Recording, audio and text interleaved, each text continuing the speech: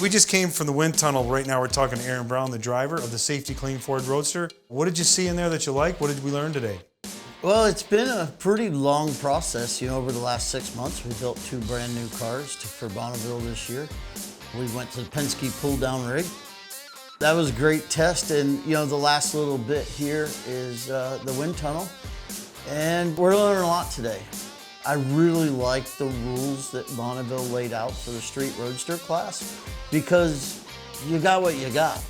Little tricks here and there, but nothing that's gonna take you from last to first. We're not just building a car, painting it, and then rolling out. We're doing a lot of testing before we go to Bonneville. We talked about Penske shocks. Today we're at the A2 wind tunnel. I mean, there's a lot going into this.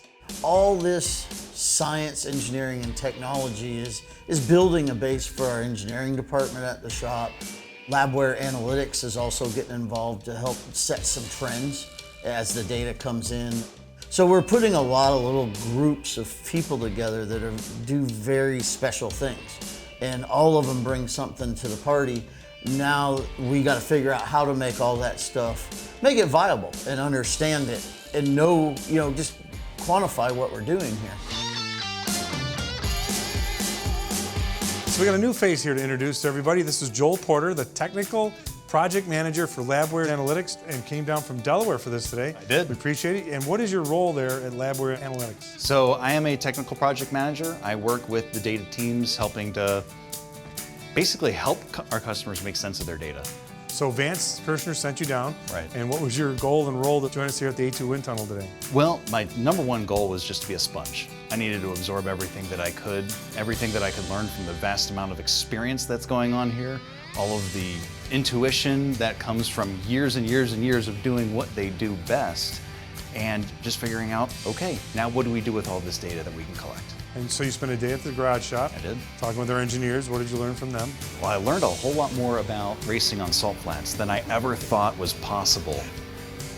That happens around here. It was my first time being in a wind tunnel, and I think it was everything that I thought it would be, and then it was everything that I didn't know could happen in a wind tunnel. Every minute detail on the outside of these cars makes a huge difference in their drag coefficient.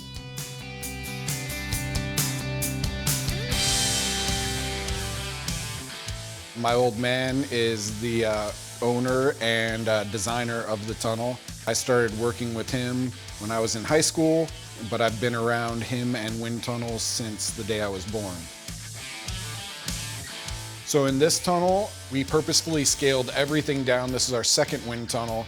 The wind tunnel itself is smaller, the wind speed's lower. We do all that to keep the price cheaper. So here we do 85 miles an hour. Next door at our NASCAR tunnel, we do 130 miles an hour. We always hope our customers get value, right? So whatever's going to be useful to them, I think in this case, they're hoping to get a higher top speed in Bonneville, and they're also looking for a little extra cooling, trying to get some air underneath the hood. So that's what I hope they can get out of it.